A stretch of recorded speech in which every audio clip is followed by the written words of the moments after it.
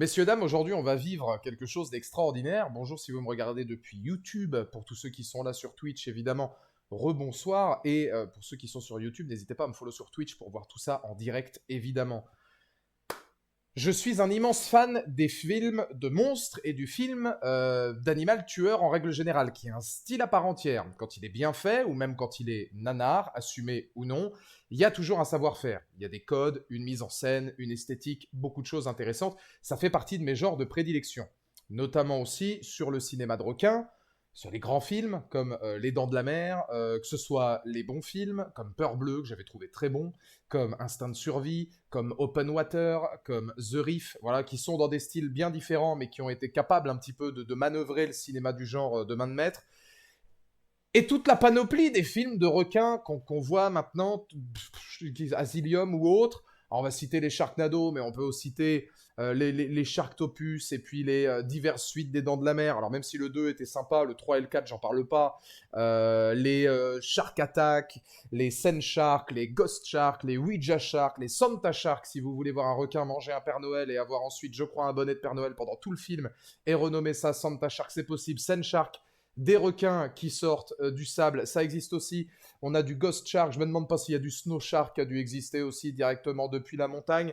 Bon, ça existe à tort et à travers, Sharktopus versus Giant Octopus versus Terracuda versus Whale Wolf, enfin on a eu un petit peu tout.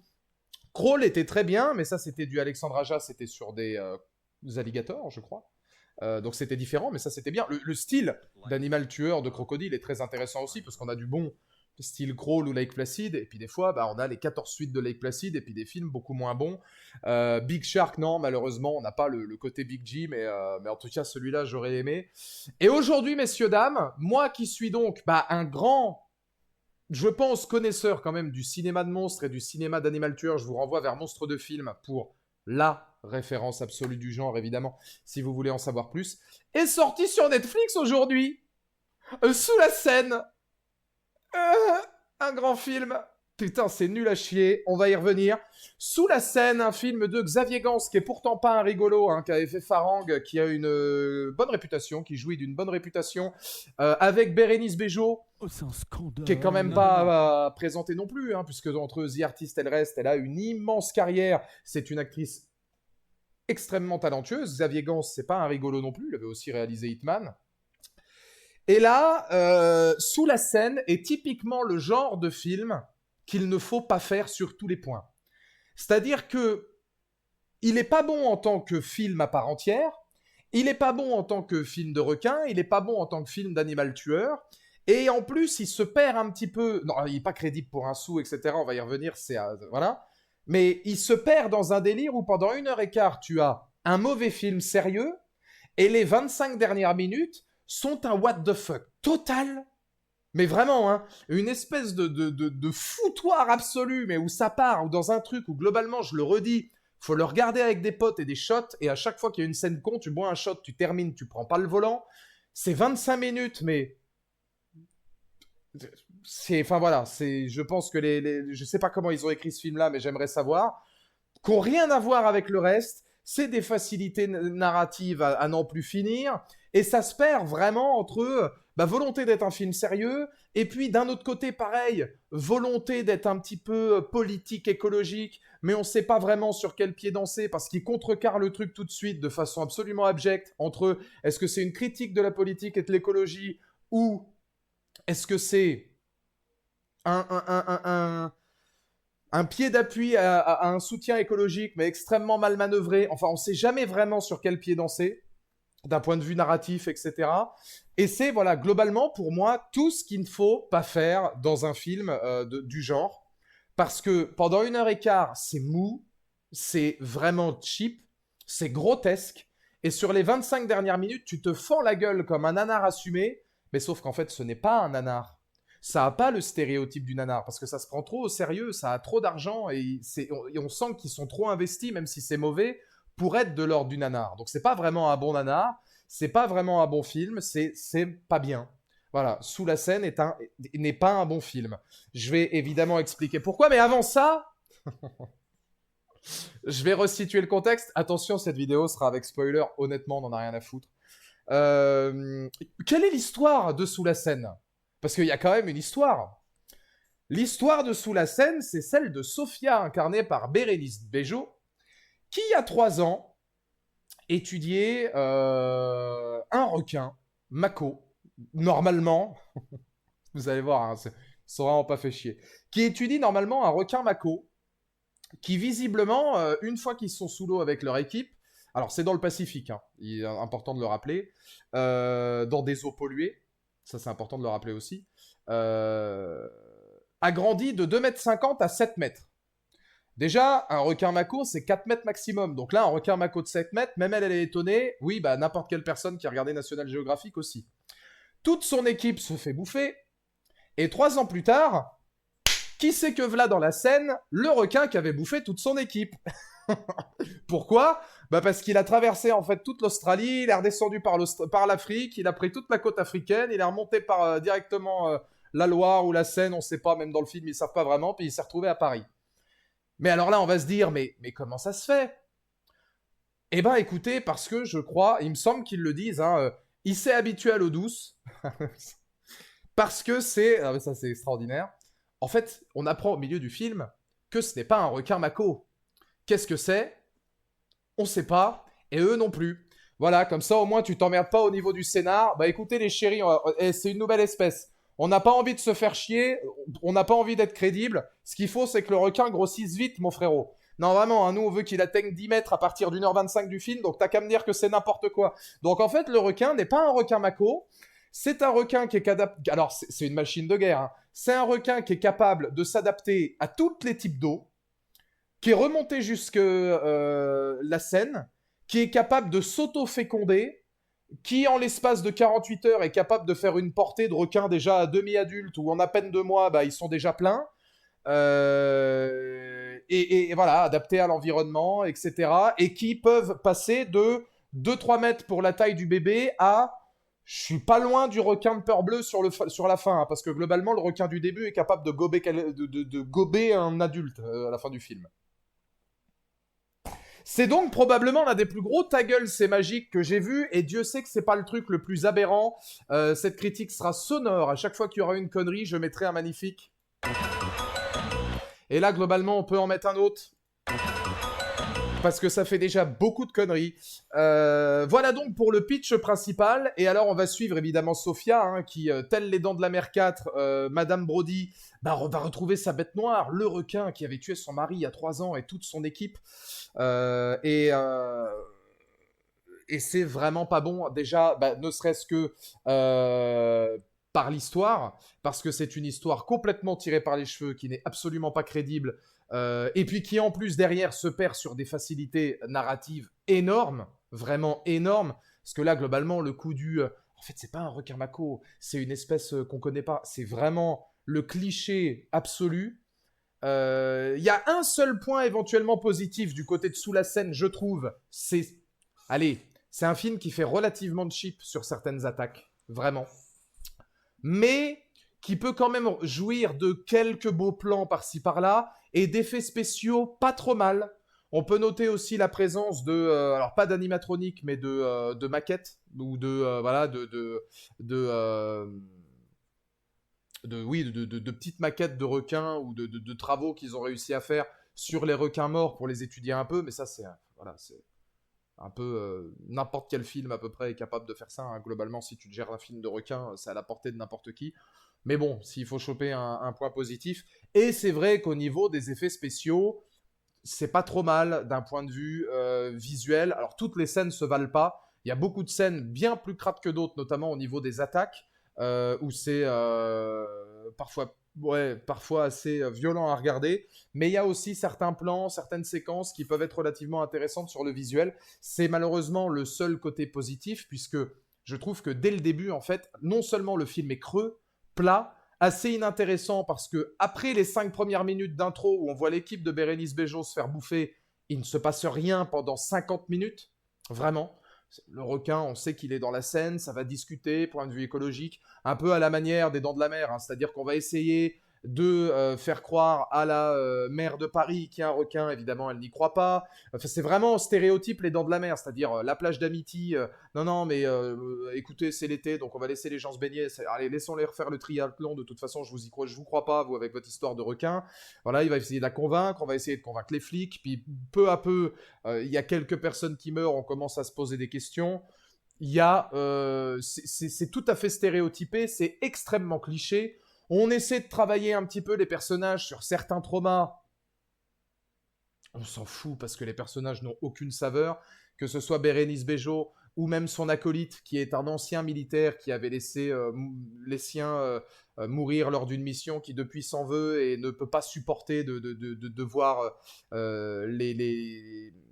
il est reconverti en flic depuis, il peut pas supporter les flics de mourir les uns après les autres, alors forcément, voilà, c'est un peu un chemin de croix, une rédemption pour lui. C'est typiquement le film d'Animal Tueur, le genre de film où ça, ce genre de spectacle et ce genre de récit narratif n'a pas sa place à moins d'avoir une précision énorme, et là, globalement, c'est d'un cliché absolu. On a évidemment aussi les clichés autour de l'écologie, autour de la politique, c'est pour ça que je disais que c'était un film politico-écologique, parce qu'on nous... Alors, et c'est ça qui est intéressant, c'est que on a un côté... Qui a vu le film d'ailleurs dans le chat, dites-moi, mais on a un côté à la fois politique et écologique, où on se dit, ce requin-là, dans l'idéal, ce qu'il faudrait, c'est le remettre dans l'océan, il faudrait pas le tuer parce qu'ici elle est perdue, etc. Mais il faut savoir que l'écologiste principal du film, qui croit avant tout au requin et au respect de l'animal, bah, c'est la première à se faire bouffer. Et alors, c'est peut-être la seule mort un petit peu jubilatoire qui est, elle se fait bouffer comme dans Peur Bleue. C'est-à-dire que elle se fait choper par la maman requin, et une fois qu'elle retombe dans l'eau, tu l'entends hurler dans l'eau, et là, t'as le bébé Mako qui était présenté dans une des séquences qui vient, qui lui arrache la tête, enfin c'est un bain de sang, c'est horrible, et tu l'entends encore hurler quand elle se fait bouffer. Je vous avoue que cette scène-là est pas mal. C'est donc du coup, moi, il y a une question que je me suis posée, mais encore une fois, ça montre que le film est mal maîtrisé. Est-ce qu'on doit prendre en compte le contexte écologique qui est montré pendant tout le film? Parce que bah, on nous parle d'endroits pollués, etc., de pas mal de segments où globalement l'écologie a son importance. Mais d'un autre côté, la première qui parle d'écologie en parle tellement fort que c'est la première à se faire bouffer. Et on pourrait se dire, preuve en est, hein, de la part du réalisateur, bah non, tu vois, le requin, c'est mon antagoniste, cette fois tu pourras pas le sauver, il est venu pour vous démonter la gueule. C'est deux questions de comment gérer le film, et comme la balance est mal maîtrisée, évidemment, on comprend pas. Pareil au niveau de la politique. C'est un film qui a coûté 20 millions, c'est excessivement cher pour la qualité du film, parce que c'est quand même très cheap. On montre Paris un peu comme une carte postale, le triathlon, on parle des JO.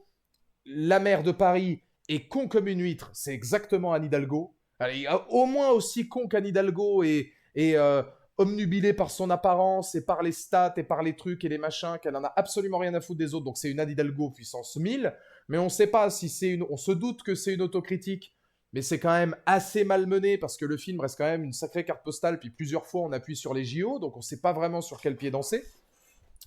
Et c'est un film qui, dès le début, te prend pour un con, voilà, avec des séquences que normalement tu ne peux pas faire. Il faut savoir que Bérénice Bejo, et donc, voilà, mais ça déjà, l'équipe entière, 4 personnes, se font totalement bouffer au début du film, dans les 5 premières minutes. Vous êtes sur un bateau, vous faites quoi? Vous voyez au niveau des caméras que vos 4 gars se sont fait bouffer. Réponse A, bah ça me fait chier, mais du coup je quitte les lieux.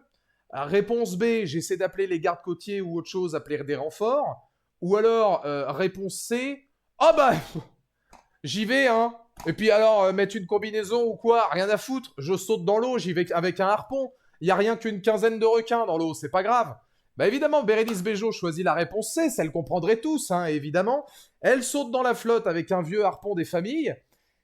Et alors là, bizarrement, tous les requins ont disparu, hein. Il reste plus que le gros, et le gros l'emmène dans les bas-fonds.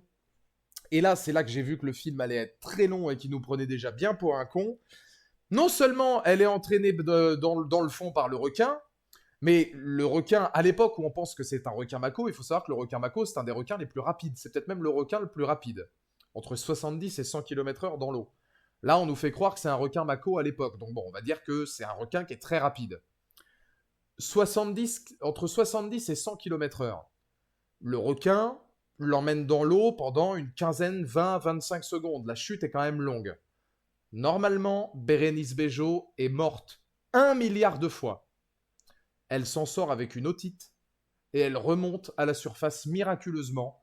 C'est là que je me suis dit que ça allait être long, parce que non seulement c'est invraisemblable, elle s'en sort à peine avec une otite, c'est hyper mal filmé, parce que sur un plan, t'as l'impression qu'elle est au fond de l'eau, le pan d'après, tu te dis, finalement, elle a été tirée que sur 10 mètres, donc c'est-à-dire que le requin Mako, il a fait une pique d'accélération sur 1 mètre, et puis après, il était en détente. Et alors, le plan, quand elle sort de l'eau, musique grandiloquente, Bérénice Bejo qui sort de l'eau au ralenti, de la flotte plein la caméra, la bouche en sang, puis alors elle lâche son meilleur.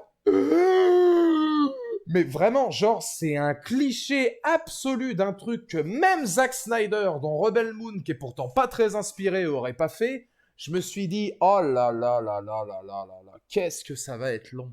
Qu'est-ce que ça va être long. Parce que si les 5 premières minutes sont comme ça, mon frérot, moi, non, non, non, non, non. T'essaies de faire un petit peu de, voilà. Et il faut savoir qu'après ces 5 minutes-là, il ne se passe plus rien. Vraiment plus rien. On parle des états d'âme de Bérénice Bejo, on parle voilà, on découvre un petit peu les personnages, on voit qu'il y a une espèce de mouvance un petit peu woke dans le film, avec beaucoup de personnages qui se réunissent pour essayer de sauver l'écosystème, etc. Bon, ils n'ont pas trop le droit, donc voilà, ils font ça un petit peu, et eux ont réussi à repérer le requin dans la scène, et je crois que c'est même pas expliqué. En fait, ils expliquent juste que le requin a fait une dérive en traversant pour revenir dans la Seine. Et en gros, Bérénice Bejo, au début, elle dit c'est pas normal. Oui, bah non, c'est vrai. Et après, elle dit non, mais en fait, c'est une nouvelle espèce. Et pour la ponte, c'est super parce que dans les catacombes de Paris, ils sont protégés. Donc en fait, ils ont trouvé l'équilibre parfait. Ils sont dans la Seine, ils mangent et ils se reproduisent. Et ensuite, ils conquièrent d'autres territoires. Chose que tu peux pas faire dans l'océan, évidemment, parce que l'océan est bien trop petit. Pourquoi t'emmerder à faire ça dans l'océan quand tu peux le faire à Paris? Enfin, je veux dire, vraiment, c'est un requin touristique. Voilà, c'est-à-dire que c'est un requin, il a su qu'il y avait les Jeux Olympiques bientôt. Il s'est dit, écoute, si je peux voir LeBron James, moi, même si je peux, eh ben, je remonte, hein, tant pis, c'est pas grave. Puis je vais dans la Manche et j'essaie de retrouver un truc pour me retrouver dans un fleuve à Lille. Hein. S'il y a que ça, c'est pas grave. Voilà, donc c'est un peu le... c'est tout ce qu'on a à se mettre sous la dent en termes de scénar. Je crois qu'il y a quelque chose en rapport avec la pollution. Comme quoi, bah comme que... Enfin, je crois, mais je suis même pas sûr. Comme quoi, ils étaient dans des eaux polluées au Pacifique, ils se sont dit, on va aller dans l'endroit le plus pollué du monde, c'est-à-dire la Seine. Parce qu'ils s'y sentent bien, forcément, là-bas, c'est dégueulasse. Mais, enfin, puis c'est aberrant, parce que il y a une scène aussi où la maire de Paris... Il y a Bruce Toussaint dans le film. Bon, pourquoi pas, hein. Et Bruce Toussaint lui dit mais attendez, il y a quand même des rumeurs de requins là dans la Seine, c'est pas grave pour vous? T'as quand même la mère qui lui dit ah bah non, hein. Et au contraire, je m'en félicite. S'il y a des requins dans la Seine, ça veut dire que la Seine est propre, et dans ce cas-là, j'ai réussi. Je me suis fait putain, mais c'est pas vrai, mais c'est pas possible, c'est pas possible. Alors après, en vrai de vrai, je comprends le délire, parce que quitte à faire en sorte que les politiciens soient cons comme des huîtres. Encore une fois, je rappelle que la maire de Paris, c'est Anne Hidalgo. Donc, à mon avis, bon, ça doit être vachement estampillé pour vraiment se foutre de la gueule d'Anne Hidalgo. Ça a eu le mérite de me faire sourire. Mais je me suis dit, oh là là là. T'imagines la maire de Paris, le seul truc qu'elle te dit, c'est bah non, hein, s'il y a des requins dans la Seine, ça veut dire que l'eau, elle est clean. Donc, super. Bon, il y aura des dommages collatéraux, mais c'est pas grave. Donc, c'est hallucinant. Et alors, il faut que je parle du final. Alors, attendez, parce que... Là, vraiment, on est encore sur du lourd, hein, mais... La fin du film, il se trouve, il y a une séquence qui est assez sympathique, mais c'est dommage parce qu'en fait, en termes de réal et de mise en scène, c'est le foutoir total. Il y a une scène dans les catacombes où la nana écolo se fait bouffer un peu à la peur bleue. Visuellement, ça fait très cheap, mais bon. Quand elle est en surface. C'est-à-dire qu'elle est en surface, la caméra filme comme si elle était du plafond. Elle, on la voit là en train de crier à l'aide, et le requin la chope par en dessous et se referme, et c'est typiquement un plan qu'il y a dans Peur Bleue 2. C'est pas un compliment. Donc ça, c'est très cheap, mais après, quand il retombe dans l'eau et puis que t'as le bébé requin qui arrive et qui la bouffe, bon, ça encore ok. Mais donc, du coup, là, c'est le foutoir, parce que forcément, il y a 2 requins dans l'eau. Tout le monde, évidemment, tombe dans la flotte. Et là, je me suis dit, c'est une scène qui aurait pu être assez haletante si elle avait été bien filmée. Parce que t'as plein de gens, tu peux jouer sur le côté, les gens sont apeurés, ça part dans tous les sens, un peu comme ce qu'avait fait Piranha 3D avec Alexandre Aja, quoi. Un truc très gore, machin. C'est ce qu'ils ont essayé de faire, sauf que on ne voit quasiment pas d'attaque. Ce qui veut dire que, j'ai calculé, hein, dans le film, il y a des mecs, ils tombent dans l'eau. Ils ressortent une seconde plus tard, ils ont déjà plus de bras. Il y a un mec, à un moment donné, il est là, il tombe dans l'eau, on le voit revenir, il a plus de jambes. Mais tu t'es fait attaquer par quoi, frérot? Il y a 2 requins. T'es tombé dans l'eau, t'es revenu, t'as déjà plus de jambes. Enfin, je veux dire, c'est pas possible. Mets au moins une séquence en place. Tu vois, tu peux pas faire dans le même plan le gars qui tombe et qui se raccroche avec 2 jambes en moins. Parce que, en fait, pendant toute la séquence, tu vois des mecs, ils ont des bras en moins, des jambes en moins, des trucs, des machins. C'est un foutoir total. Mais on voit pas d'attaque. Il doit y avoir 3 d'attaques maximum. Et c'est des. Ouais, c'est vrai que les attaques font assez cheap, hein, quand même. Parce que t'as un truc. Il y a par exemple une séquence qui est. C'est pareil, je comprends pas comment c'est possible, mais en gros, je sais pas comment vous faire pour vous faire de la caméra, mais admettons qu'il y a un mur là. Vous voyez, le mur est là. On sait qu'il y a un mur ici, là, comme ça. Bon, le mur est là, hein, sur le truc. Il y a des gens qui sont là, qui essaient de récupérer un des personnages.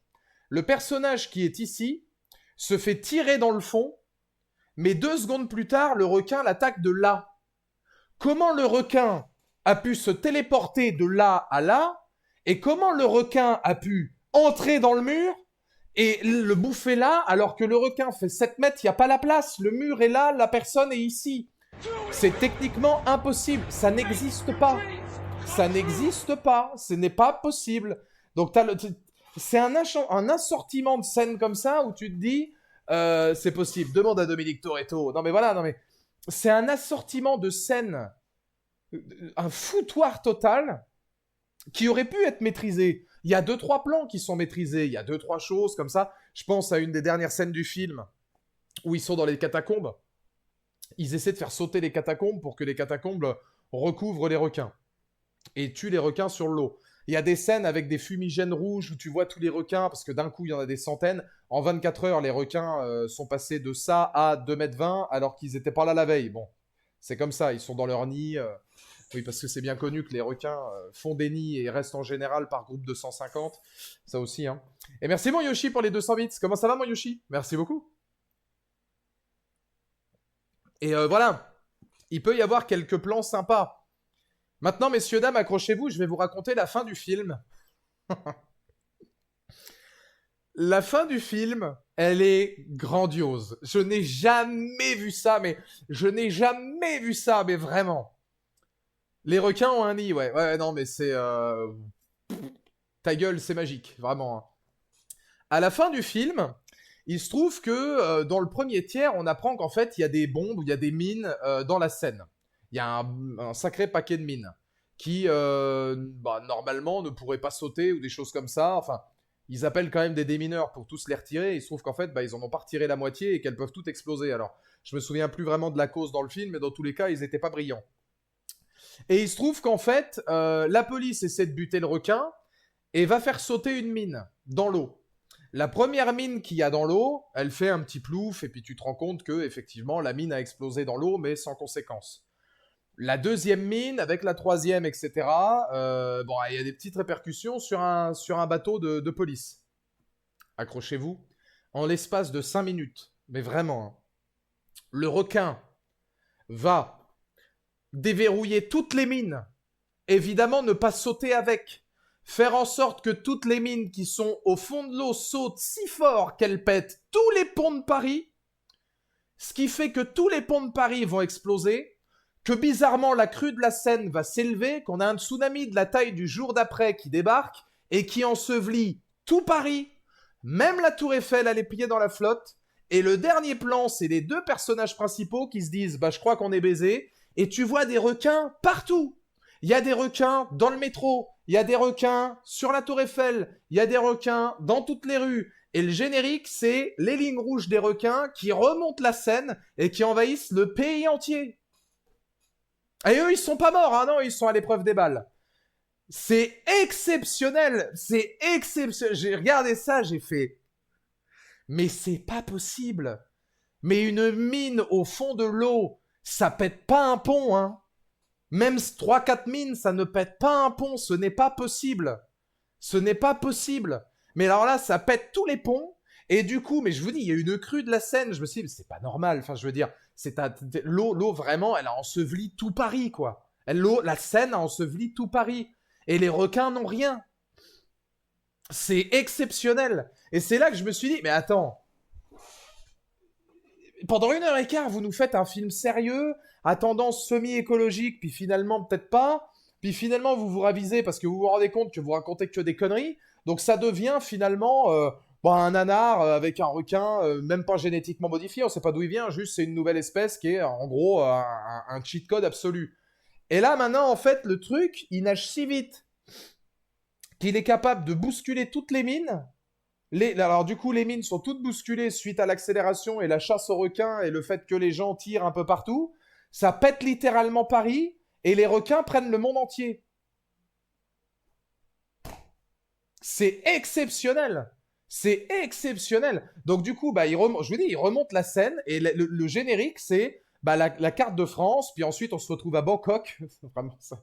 France, Londres, Bangkok, États-Unis, tout petit à petit. Et puis, voilà, c'est consternant. C'est consternant. Il n'y a même pas, d'un point de vue critique, la seule critique analyse que je pourrais faire de ce film-là, c'est qu'en tant que nanar, il n'est pas suffisamment appuyé pour être bon. Qu'en tant que film à part entière, c'est mauvais. Qu'en tant que... parce que ça se prend trop au sérieux et en même temps pas assez. Et en même temps pas assez. Et en même temps beaucoup trop. Les acteurs, ça cabotine, mais vraiment, ça cabotine de ouf. C'est bourré de clichés, de phrases abscons au possible, mais vraiment un espèce de romance entre Bérénice Bejo et le chef des, enfin le personnage principal des flics.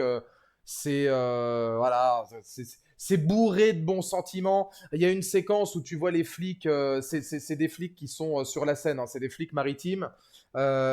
Bourrés de bons sentiments, tu vois, comme par hasard, ils vont de temps en temps à certains endroits, et puis ils sont tous potes avec les SDF du coin, puis ils leur ramènent des bouquins, machin et tout.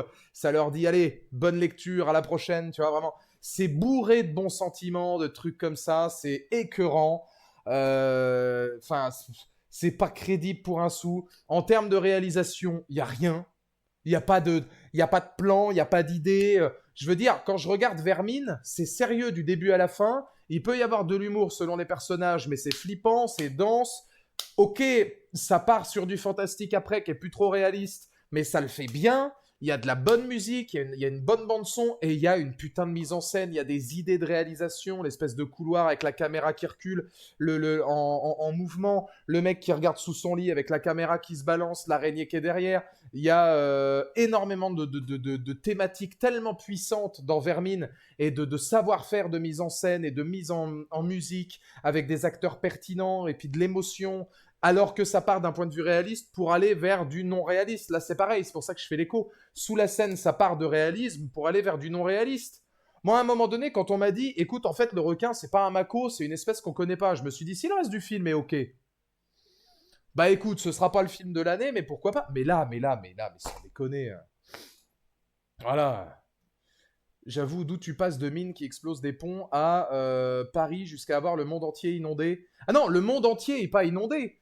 Paris est inondé, donc les requins envahissent Paris. Puis ensuite, comme les requins, visiblement, ils sont capables de se reproduire en une semaine, en donne 100, bah ils envahissent tout le fleuve pour remonter, et ensuite ils envahissent tous les océans. Et ils terminent par envahir le monde entier et tous les océans, et peut-être les fleuves, on n'en sait rien. Voilà.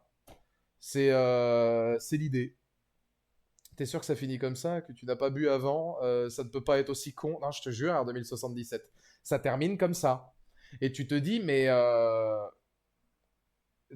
voilà, le même problème que The Meg, mais x10. C'est-à-dire que tu te prends grave au sérieux pendant 1 heure et quart et du coup t'es mou et t'es pas très intéressant et il se passe pas grand-chose. Tu termines sur... alors ouais, tu te fends la gueule. Je vais pas vous dire, je me suis marré les 25 dernières minutes, je me suis marré. Entre les mecs qui nagent, comme je disais, hein, il y a les gars qui font le triathlon ou le biathlon ou je sais plus trop quoi là, dans la Seine, t'en as qui nagent. Ils ont 5 autres mecs à 50 cm parce qu'ils nagent tous très proches T'en as un qui se fait bouffer à 50 centimètres de l'autre, celui qui est à côté a même pas vu le requin. Ils sont même pas capables de voir qu'il y a un requin, il faut que ce soit les spectateurs qui leur disent, parce que sinon les mecs sont de leur course, c'est des professionnels.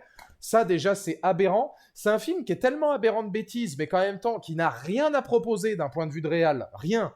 À 2-3 plans près où on essaie de faire des beaux plans sous l'eau, un peu au ralenti, voilà, de Bérénice Bejo qui remonte, mais c'est tellement dans l'action ridicule que ça fonctionne pas, parce que si ton contexte est Bérénice Bejo qui se fait enterrer au fond de l'eau, qui est censée mourir, bah, le fait que tu as un beau plan après, ça marche pas. Parce qu'excuse-moi, mais normalement, elle est censée crever 1000 fois. Une chose de positif à en dire, s'il y en a, certains plans en termes de visuel sont pas mauvais. Voilà, en termes d'effets spéciaux, c'est loin d'être le film le plus laid qu'on ait fait dans l'univers de requins. Il y a beaucoup de plans qui font cheap, il y a beaucoup d'attaques surtout qui font cheap. Mais derrière, voilà, bon... il y a des plans, qui sont plutôt intéressants. Moi, je pense à la scène des catacombes. La scène des catacombes, si au lieu d'avoir un mec qui sort et qui a un bras en moins sans qu'on l'ait vu se faire attaquer, ça aurait été bien. Vraiment, joue là à la Piranha 3D, propose une boucherie. Là, ouais, moi, j'aurais trouvé ça plus intéressant. La scène des catacombes, elle est plutôt intéressante. La fin, elle est ridicule. La fin, elle est fun. C'est vrai. J'étais mort de rire, mais pas en bien, donc je vais pas te dire que c'est bien. Mais voilà, j'ai eu deux petites choses comme ça à dire de positif, mais c'est tout, parce que c'est consternant. C'est affligeant de bêtises. Alors, si vous aimez les films un petit peu bêtes comme ça, en mode Nanarland, bah, je vous dis, vous regardez avec des potes et de l'alcool et c'est super. Mais ça va être dur de tenir pendant 1 heure et quart parce que le film se prend quand même vachement au sérieux. Hein. La fin, oui, elle part en full nanar. Enfin, t'arrives quand même sur un requin de base qu'on est censé choper qui fait 2,50 m, 3 mètres. On le retrouve au début du film, il fait 7 mètres. Puis alors à la fin, il est vraiment capable de gober un être humain. Vraiment, hein. Il est capable de gober. Enfin, je veux dire, il y a une nana qui se fait avoir, on se fait même plus chier à faire un visuel intéressant. C'est au moins Peur Bleue, tu vois, t'avais le côté un peu on déchiquette, etc. Là, c'est juste ça gobe et ça se barre ça se barre en hors champ après. Donc ouais, ça fait très, honnêtement, ça fait très nanar à la Sharknado, quoi. Pour moi, c'est un mix entre les Dents de la Mer 4, parce que le requin que Bérénice Bejo avait vu dans le Pacifique, qui va traverser tout le truc pour se retrouver face à elle, ça fait quand même vraiment le requin de la mer Brody. Ça fait Maniteur, parce que le requin, il est à l'épreuve de tout. C'est vraiment c'est le Maniteur, le jeu vidéo, mais en adaptation. Le requin, il est à l'épreuve de tout. Il survit à tout, parce que lui aussi, il est pris dans l'hécatombe quand il faut exploser les catacombes, mais il survit, lui, il en a rien à branler. Hein. Limite, le requin, il faut aussi savoir que tout s'est effondré. Le requin arrive en fonçant dans les débris à sortir des décombres. Hein. Vraiment, c'est ce que font tous les requins en règle générale, c'est bien connu. Hein. Ils ont toute la puissance et dans le museau. Hein. Donc voilà, ils partent là-dedans. Donc le requin, c'est Maniteur parce qu'il est à l'épreuve de tout. Toutes les 30 secondes, il grandit de 2 mètres et puis visiblement, il est capable d'accoucher 100 partenaires mâles de 100 bébés par jour. C'est un miracle. C'est un mélange aussi de Sharknado, parce que franchement, le final, tu te dis, mais c'est aberrant au possible. Et puis, voilà, il y a guest starring Anne Hidalgo. Et je vais vous dire, c'est même pas jouissif, parce qu'elle se fait même pas bouffer. Je connais plus d'un Parisien qui aurait aimé voir l'actrice qui est censée jouer Anne Hidalgo se faire bouffer par un requin, et elle se fait même pas bouffer. On la voit disparaître dans les flots, elle se prend la vague dans la gueule, on la voit se faire disparaître dans les flots, elle se fait même pas bouffer. En 1 minute de temps, l'eau a envahi tous les métros et les requins sont déjà dedans. Voilà, donc c'est même pas jouissif à ce niveau-là. Tu peux même pas avoir le mérite de voir. Non. Donc non, c'est un film qui, je pense, essaie d'avoir un final tonitruant en se disant tiens, regarde, nous on est différents, on va te faire une fin, tu vois, un peu à la The Mist ou à la Life. C'est une fin négative où au final on se dit hey, les gentils vont gagner, on se demande comment il va l'avoir. Eh ben non, la vie a repris ses droits, voilà, la vie trouve toujours un chemin. Mais comme c'est aberrant de bêtises, ça prend pas. C'est un film qui essaie de se prendre au début, au milieu, mais ça prend pas. T'as de la chance que je sois en sursis parce que je t'aurais avoiné. C'est un film qui est extrêmement cliché parce que ça joue sur énormément de jumpscares. On joue quasiment que là-dessus. Il n'y a pas d'effet de mise en scène particulier. C'est quasiment que des jumpscares assez déplorables. Et vraiment, je me demande ce qu'est venu foutre Xavier Gans, ce que sont venus foutre, Xavier Gans et Bérénice Bejo là-dedans. Bérénice Bejo mérite 10 fois mieux que ça. 100 fois mieux que ça. Xavier Gans, qui a quand même un ou deux bons films à son actif et qui est un réal qui peut avoir de l'idée, qu'est-ce qu'il est parti foutre là-dedans? Comment on a pu mettre 20 millions là-dedans? Rappelons que Vermine, c'est 5 millions. Et je dis ça parce que, voilà, c'est dans les derniers films de genre qui sont sortis. Je sais pas à combien a coûté le règne animal, mais quand tu vois comment se font chier le règne animal et Vermine pour faire des bons films du genre et que t'as ça derrière qui est en mode ah ouais, ah bah nice. C'est un délire. Je n'ai jamais vu ça. Comment ça va, Roi? C'est à la fin, j'étais vraiment en mode mais non, mais c'est pas possible quoi. Il y a un mec qui se fait bouffer. À un moment, il voit le requin arriver sur lui, il hurle et le requin arrive et en fait, il le chope dans sa mâchoire et il referme sa mâchoire. Le mec est déjà coupé en deux. Genre et puis le corps, il se barre un peu en tortille comme ça. Le mec, il s'est fait couper en deux instant. Puis t'as aussi des scènes que je comprends pas. Des mecs qui se font bouffer à rallonge. C'est-à-dire que pour accentuer le côté gore et le côté flippant, t'as un mec, à un moment donné, il est comme ça, il a 8 requins sur lui, qui sont les 8 en train de le bouffer, mais il hurle pendant 2 minutes. Je me dis, il meurt quand, lui? T'as 8 requins sur toi, enfin, je veux dire, normalement, t'es censé mourir relativement rapidement. T'as quand même un requin qui est sur ta gueule, qui sont sur tes bras, les jambes, le torse, les trucs, enfin... Ils s'y foutent, les requins. Ils mâchent pas, ils ont plus de dents, ils mâchent pas. Et en fait, ça, c'est que pour accentuer le côté gore et donner un petit peu de temps, des hurlements, des trucs genre, ah mon dieu, c'est pas possible. Alors là, regardez comment c'est gore, comment c'est... oh, c'est audacieux. Ben non, c'est naze. Non, c'est naze, en fait. Soit tu vas jusqu'au bout, tu fais ton Alexandre Aja et tu fais ton Piranha 3D et tu prends ton pied de ouf. Parce que lui, il est capable. Vous voyez la différence avec Alexandre Aja? Lui, il fait Piranha 3D, le mec, il s'éclate. Réaliste ou pas, je m'en bats les couilles, mais c'est jouissif. Il fait Crawl. Crawl, c'est flippant. Et il y a de l'idée de mise en scène. Crawl, je me rappellerai toujours de ça. Je me rappellerai toujours. Mais je me suis dit, en salle, il y a une scène où le personnage principal est dans une boutique. Et il y a une autre boutique en face. Je crois qu'elle est chez elle. Et il y a une boutique en face, style station-service ou une connerie comme ça. Je crois que c'est une station-service. Et il y a une séquence en trois profondeurs de champ. La première, c'est l'eau avec les requins qui circulent. Le deuxième, encore après, en profondeur de champ, il y a une nana, je crois, dans une barre qui se fait bouffer. Et encore derrière, il y a un mec qui se fait bouffer dans le store parce qu'il a été envahi par l'eau et qu'il y a un requin à l'intérieur. Et de la vision de la nana, tu vois ces 3 profondeurs de champ. Ça, c'est de la mise en scène. Et ça, c'est Alexandre Aja aussi, messieurs, dames. Voilà, Alexandre Aja, lui, je dis pas que Xavier Gans n'est pas un bon réal. Mais par contre, Alexandre Aja, lui, il a posé son truc. Et c'est un peu plus flippant. Il y a un peu plus... c'est mieux travaillé, ça te prend moins pour un con. Là, c'est un film qui te prend quand même un peu pour un teubé. 1h15 de réalisme pour te prendre pour une branle après pendant 25 minutes, c'est mal dosé. Même problème que Mégalodon, qui pendant 1 heure essaie d'être sérieux et plutôt plaisant, et qui après essaye d'être fun, et non seulement c'est par accord avec le début, mais en plus c'est pas bon dans le fun, parce que c'est ni gore ni fun, The Meg. Donc ils se perdent dans les deux. Ah bah Crawl, je l'ai, je crois bien. Si je dis pas de conneries, je vais essayer de vous redire ça en légende Sins. Mais oui, bien sûr, Crawl, il est là. Hein. Moi, Crawl, je l'avais acheté, mais j'avais beaucoup aimé. Donc ça, n'hésitez pas à le voir. C'est avec un acteur qui joue dans le Soldat Ryan, d'ailleurs, qui s'appelle Barry Pepper, qui est un acteur que j'aime beaucoup, qui joue dans le Soldat Ryan, avec, dans le rôle principal, Kaya Sculario, j'ai l'impression, que je ne connaissais pas du tout avant ce film-là. C'est produit par Sam Raimi aussi, c'est réalisé par Alexandre Aja et c'est cool. Et comment il va, mon Fred? Et merci encore pour les 100 bits, Moyer 2077. Le règne animal a eu un budget de 16 millions, sachant qu'ils se sont tapés les grands incendies pendant le tournage. Donc voilà, donc avec de la misère et avec 16 millions, ils réussissent à faire un excellent film du genre. Là, on est vraiment sur un truc... Là, on est vraiment sur un truc dans les bas-fonds. Mais moi, je pense en fait qu'ils ont payé... Pour moi, les 20 millions, ça part dans les effets spéciaux, dans le salaire de Bérénice Bejo, peut-être Xavier Gans, et dans la carte postale à Paris, parce qu'il y a quand même beaucoup de scènes qui sont faites à Paris, ça a dû demander des frais pour avoir la scène, des trucs, etc. Voilà.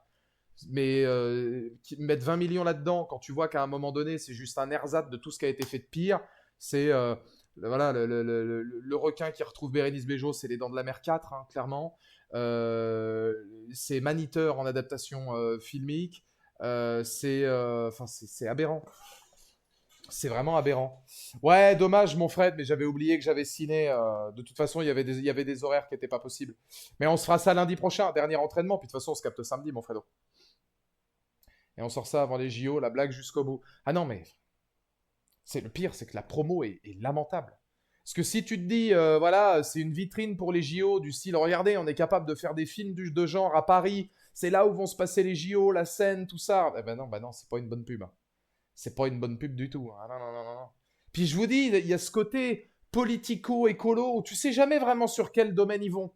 Tu sais pas s'ils se foutent de la gueule de l'écologie ou si on doit prendre en compte l'écologie parce que l'écologie est mise en place, sauver les animaux, la pollution dans le Pacifique, la pollution dans la Seine, etc.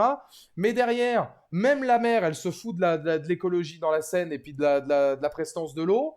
Et puis la nana écologiste, elle se fait bouffer par un peu sa propre créature, c'est-à-dire le requin qu'elle voulait sauver. Donc on sait même pas si à un moment donné, voilà, c'est on sait même pas sur quel pied ils dansent. Le côté politique, on sait que c'est pour se foutre de la gueule des politiques et de leur côté avare, etc. Et de se foutre de la gueule d'Hidalgo. Mais ça, c'est très les Dents de la Mer 1 avec le responsable de la ville, je crois que c'est le maire aussi, qui veut pas fermer les plages d'Amity. Il y a rien de neuf, je veux dire, vraiment, le requin qui devient un requin absolu, c'est Maniteur. Le fait de contrôler tous les océans, machin, dans des trucs un peu abracadabrantesques, c'est Sharknado. Enfin voilà, c'est aberrant, quoi. Paris sous la flotte, parce qu'il y a deux ponts qui pètent. Attends, j'aimerais juste demander aux Parisiens qui sont là, s'il y a des Parisiens qui m'écoutent, si à un moment donné, il y a deux ponts qui pètent à Paris, la Seine, elle envahit tout Paris ou pas? J'ai quand même du mal à me dire ça, hein. Alors après, eux, ils disent que, comment dire, c'est par rapport aux explosions. Comme il y a beaucoup d'explosions, et bah, l'explosion fait qu'il y a énormément de remous dans l'eau, et que l'eau prend une constance, et que ça crée d'énormes vagues. Et je veux bien que ça crée d'énormes vagues, mais de là à recouvrir tout Paris, vraiment, plus le métro et les trucs comme ça. Attends, frère, s'il te plaît. Même avec 185 mines, je crois qu'il y en a 185. Même avec 185 mines, il n'y a pas une vague suffisamment grande pour ensevelir tout Paris. Ou une grande partie de Paris, en tout cas. Parce que c'est ce que ça te montre, les images subliminales derrière, de genre les voitures complètement inondées qui tiennent comme ça, c'est dire qu'à mon avis, il y a encore de l'eau derrière, enfin, en dessous, les requins tout partout, les métros envahis.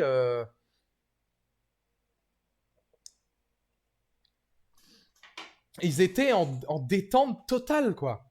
C'était une détente totale. Et ouais, c'est. Je vous dis, ça part en plus sur des personnages clichés, stéréotypés, les bons flics, ceux qui ont envie de se mouiller, sans mauvais jeu de mots, d'autres moins. Bérénice Bejo qui a toujours son trauma. Les, pareil, elle travaille maintenant dans la protection des animaux, dans des aquariums ou des trucs comme ça, protection des océans, elle fait des conférences. Il y a des gamins dès le début qui. Enfin, même moi, je trouve que même des gamins feraient pas ça, à mon avis. Des gamins sur leur téléphone pendant une conférence qui regardent, qui rigolent et qui se foutent de sa gueule en mode c'est pas vous la dame dont le mari et toute l'équipe s'est fait bouffer par un requin il y a 3 ans?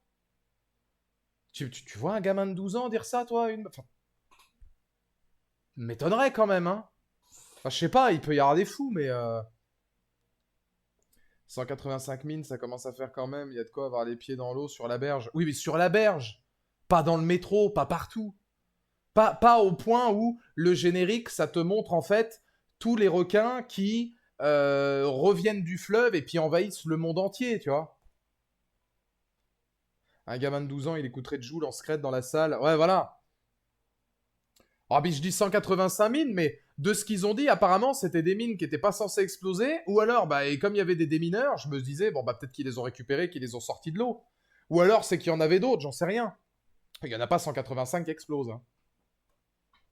Bah, j'ai reçu un message de Flo de Monstre de Film tout à l'heure parce qu'il s'était marré devant ma story Insta. À la moitié du film, il me dit bon, pour l'instant ça va, c'est vraiment pas terrible, mais pour l'instant ça va encore. Mais lui, par exemple, le côté de Bérénice Bejo au fond de la scène, etc., qui était en mode, qui était en mode, c'est complètement abject. Bon, lui, ouais, voilà, normalement Bérénice Bejo, elle est censée mourir 20 fois. Je vois pas. Je vais lui faire un raid à Monstre de Film après, je lui demanderai. Mais peut-être que ça l'a fait marrer aussi. Il y a peut-être des gens qui vont voir le film et se dire en vrai, ça me fait marrer, c'est drôle, vas-y, on s'en fout, quoi. Genre, juste, c'est marrant et c'est marre. Mais ouais, moi, je peux pas, hein. En vrai, je peux pas. C'est trop aberrant. C'est trop aberrant. Il y a rien qui va. Ça se perd dans sa définition de film de genre. Ça se ferme dans sa définition de film d'horreur. Ça se perd dans sa définition de nanar. La musique est ultra grandiloquente. La musique est mauvaise. C'est une des rares fois où je me dis que la bande originale est mauvaise, vraiment. C'est trop grandiloquent, c'est trop pompeux pour essayer de faire pompeux alors qu'il n'y a pas besoin. Voilà, je vous dis, c'est un film où globalement, allez, il y a une ou deux morts, somme toute assez savoureuses. Pour le reste, c'est beaucoup de hors-champ, des séquences pas très intéressantes. On va nous faire croire que c'est un faux film couillu parce que sur la fin, voilà, c'est les requins qui l'emportent. Alors que globalement, enfin, je veux dire, ça ne sauve pas le fait que pendant 1h43 avant, ton film était mauvais. Donc ouais, non, ouais, ça a été un sentiment très bizarre de regarder ça pendant 1h15 et de se dire oh là là, c'est long, c'est chiant, je m'emmerde. Et puis pendant 25 minutes, un réveil où t'es mort de rire en mode mais c'est pas possible, mais qu'est-ce que c'est que ce truc? Et Bérénice Bejo, non, elle joue pas bien, elle cabotine. Bérénice Bejo, c'est difficile de dire qu'elle joue mal, c'est une très bonne actrice, mais là, elle cabotine. Elle cabotine, elle fait la pauvre, ce qu'on lui demande de faire. Elle n'est pas aidée par le reste du casting en même temps, parce que, enfin, je veux dire, c'est beaucoup d'inconnus au bataillon et globalement, ça dégage absolument rien. Puis ça dégage pas d'émotion. Voilà, ça dégage aucune émotion. Il y a un plan où je me dis, on fait encore ça en 2024. Son partenaire, le co-personnage principal qui est donc dans les flics, à un moment donné, il y en a un qui se sacrifie un peu pour les deux autres et reprend une manette pour tout faire péter. Je sais plus si c'est lui ou celui d'avant, mais il prend, voilà, il y en a un des deux qui meurt et il meurt bien, hein. C'est-à-dire qu'il meurt, il a le temps de mourir et je sais pas pourquoi, en fait, on le voit, machin et tout.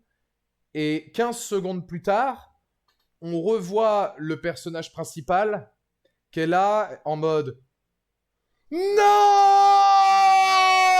Mais déjà, pourquoi t'as pas crié avant? Le mec agonise depuis 2 minutes. Enfin, il t'a fallu 2 minutes de réflexion. Et de deux, gros, ça se fait encore en 2024, ça, des plans au ralenti d'un mec qui crie non!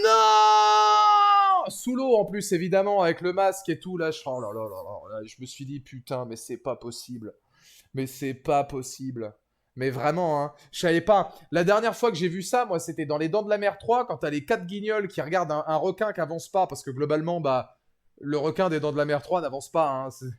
Le requin! Puis ça dure 1 heure, parce qu'en fait, bah, le requin, le temps qu'il arrive, comme il est en 3D, bah, ça prend un temps fou. Voilà, j'avais pas vu ça depuis Les Dents de la Mer 3, moi. Le requin! Ça dure longtemps! Mais là, c'est pareil, le gars, il est là. Non! T'as 2 minutes pour te rendre compte du bordel, tu t'en rends pas compte, c'est extraordinaire. C'est un film à montrer dans les écoles, hein, sous la scène, parce que ça reprend tout du film de genre, mais ça reprend tout mal. C'est vraiment les Dents de la Mer 4, les Dents de la Mer 3, le principe des Dents de la Mer 1, mais vraiment en gros plagiat. Maniteur, Sharknado, Anne Hidalgo, enfin c'est là tout ce qu'il y a de pire, hein, tu mets dedans. Ah, ils ont mis au fond des filets, hein, je veux dire, mais pas dans le bon, quoi. Il y a un gros contre son camp, hein. Comme quoi, n'est pas Vermine ou n'est pas le règne animal qui veut, c'est pas grave. On s'en fout.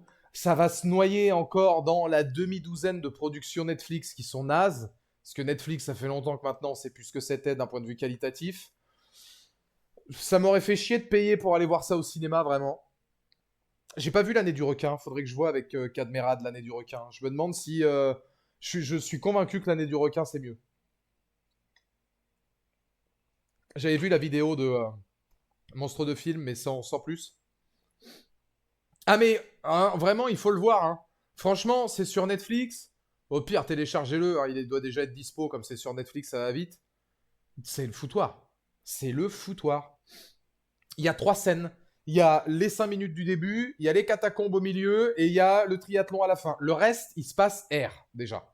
Et il y a que la scène des catacombes qui est pas mal. Je le rappelle, mais la scène où ils sont un peu dans les tunnels, etc., que c'est la zizanie totale et que tout le monde se fait bouffer, il manque pas grand-chose pour que la scène soit bien. Un peu plus d'attaque, un peu plus de maîtrise au niveau des séquences. Et puis, mais sinon, la panique, elle est là. Les personnages qui courent de partout, ils sont là. Le sang, les trucs, les machins.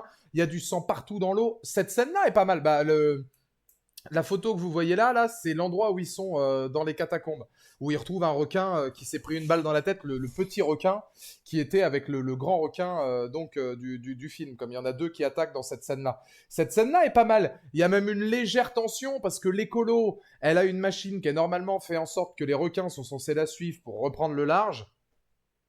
D'ailleurs, je trouvais ça complètement débile parce qu'elle a la machine là. Qu'est-ce qu'elle attend? C'est vrai que j'ai pas compris ça. Elle avait une espèce de machine, elle se dit quoi? Du coup, je vais aller faire de la brasse sur 800 km pour retourner directement dans l'océan Atlantique avec lui? Ou je sais pas, enfin, qu'est-ce qu'elle fout dans l'eau avec ça? Genre, pourquoi elle est dans l'eau déjà? On n'en sait rien. Pour activer le truc, ou je sais pas, pourquoi t'es resté dans l'eau? Donc, j'ai pas compris le procédé, ça. Mais enfin, j'écoutais peut-être plus beaucoup parce que j'étais à deux doigts de m'endormir.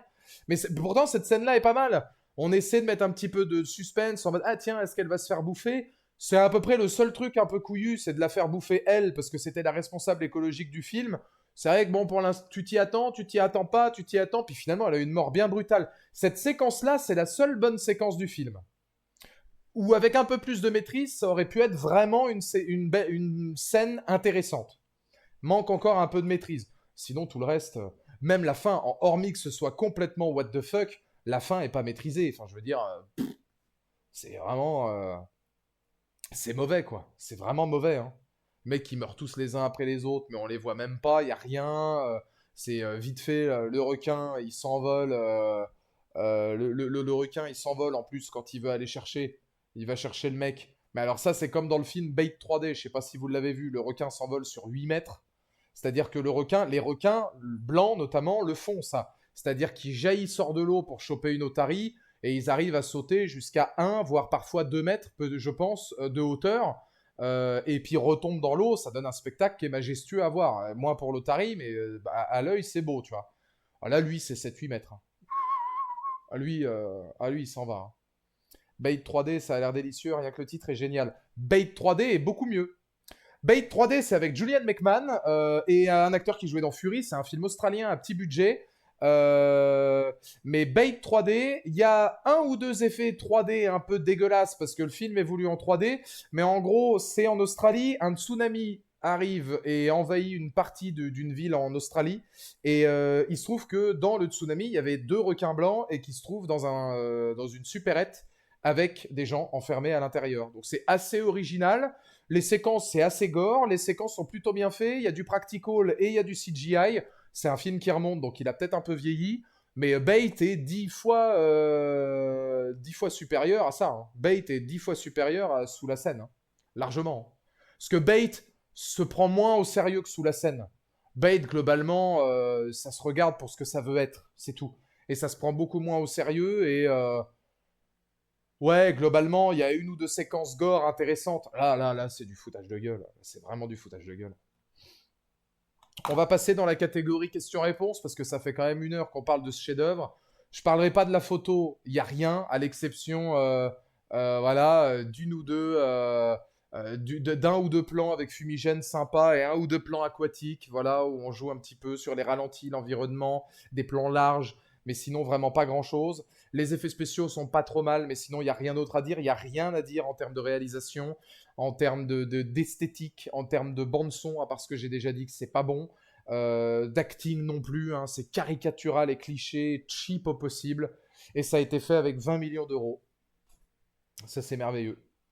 Nouveau son de Amiro Bellindi, plus clip qui va avec, let's go, petit son là. Est-ce que c'est un son, mon papy, à ton avis, qu'on mettra dans notre live son d'été pour Sexy Miss?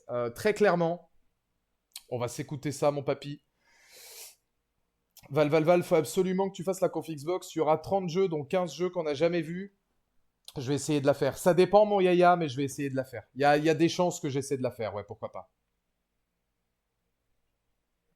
Comment il va, mon Yanis? Qui arrive après la bataille, hein. Non, il a dit c'est le début de la villain era, donc fini les sexy miss. Ah, en vrai, ça peut être cool aussi, hein. Ami Robé qui se met un peu dans le côté, du côté obscur de la force, ça peut être lourd. Est-ce que vous avez des questions sur le film ou des sujets dans lesquels vous voudriez que j'approfondisse? C'est quand même un film qui me le mérite, hein,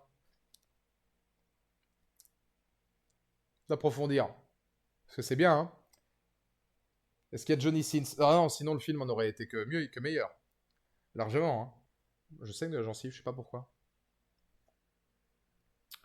Mais ouais, hein. Mais non, t'as pensé quoi du générique de fin? Eh ben, c'était abscon, c'était abrutissant, quoi. C'est-à-dire qu'on te fait croire que, en partant directement de la Seine, ils ont été capables d'envahir les océans et les fleuves du monde entier, sans être stoppé ni quoi ni rien. Bon, tu me diras, stopper des trucs aquatiques, c'est pas le plus simple. Bon, enfin, c'est démesuré à la hauteur du final, qui est complètement ridicule, quoi. Donc globalement, non, c'est pas bien. Puis j'essaie de me rappeler un petit peu, mais même dès le début, je me suis dit que ça allait être long, quoi. On sent venir le truc que son équipage va crever à des kilomètres. C'est incohérent au possible.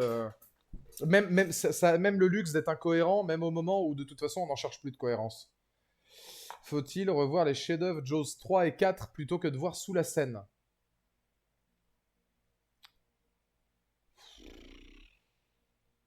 Oh, je sais pas. Moi, je souhaite à personne de revoir Jaws 3 et 4. Je me demande si tu rigoles pas plus devant. En vrai de vrai, je pense que tu te marres plus devant Les Dents de la Mer 3 et 4. Je parle sérieusement. Je pense que tu te marres plus devant Les Dents de la Mer 3 et 4 que devant Sous la Seine, parce que Sous la Seine, t'as 1h15 d'ennui avant de te marrer. Ouais, et Les Dents de la Mer 3 et 4, tu te marres très vite. Ah, Les Dents de la Mer 4, ça commence fort, hein. C'est genre, t'es là, tu fais ah ouais. Ah bah à la bonne heure. Allez, vive les brodis, hein.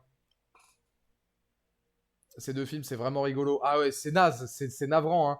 Mais ils ont le mérite d'être drôles. Sous la Seine, si tu veux te taper une heure et quart de bien-pensance et ou de fausse bien-pensance et enfin, vraiment. Il y a des phases où je me dis, dans un film comme ça, il y a un moment où le mec raconte un peu son trauma à Bérénice Bejo. J'étais dans l'armée, j'avais peur de mourir, donc du coup, j'ai laissé tomber mes frères d'armes. Et depuis, je regrette. Mais qu'est-ce qu'on en a à foutre? Enfin, je veux dire, c'est tellement écrit en mode. Déjà, c'est surjoué. Et puis, c'est mal interprété. Et c'est écrit d'une telle manière où on est là, genre, vous avez que ça à foutre de vous raconter vos vies, là, pour l'instant. Enfin, genre, vraiment, vous êtes pas attachant, on s'en fout de ça, quoi. Tu vois, c'est du blabla et du blabla pour remplir, quoi. Le film aurait pu durer 20 minutes de moins. En vrai, le film aurait vraiment pu durer 20 minutes de moins. Et ça voudrait dire qu'il faisait 1h15. C'est pas beaucoup, hein. Jaws 3, t'as des vraies bonnes idées. Le pitch, il est intéressant en soi. Dans le parc aquatique et tout, il aurait pu être bon. J'aurais dû m'en douter que c'était Anaclusmos qui avait écrit ça. J'aurais dû le savoir. Non, mais oui, ouais, le pitch de base des Dents de la Mer 3 est pas idiot en soi. Enfin, il y a du potentiel, je suis d'accord avec toi, Anaclusmos. Il y a un petit potentiel. C'est l'exécution qui est mauvaise. Mais oui, dans l'idée, je dirais pas qu'il a de vraies bonnes idées, mais il a des idées qui auraient pu être intéressantes. C'est pour moi, il faut nuancer quand même de vraies bonnes idées avec Jaws 3, hein. Mais ça reste moins con que Jaws 4 avec le requin qui vient faire une vendetta dans les Bahamas. C'est pareil. Mais c'est même la proba. Rien que parler de ça, Bérénice Bejo, elle est dans le Pacifique. Il y a un requin, frère. Il y a un requin qu'ils identifient et qu'ils veulent étudier. Et 3 ans plus tard, il y a qu'un requin qui fait le monde entier à la nage pour aller dans la Seine devant là où elle bosse. C'est exceptionnel. Rien que ça, c'est exceptionnel. Je sais pas si vous vous dites, si vous vous rendez compte un petit peu du projet. Mais ça, rien que ça, c'est exceptionnel. De se dire, mais putain, mais bordel de merde. C'est grandiose. Ouais, pour moi, c'est grandiose. C'est les coïncidences de temps en temps comme ça. Tu vois, la vie est faite la vie est une coupe de cerises, quoi.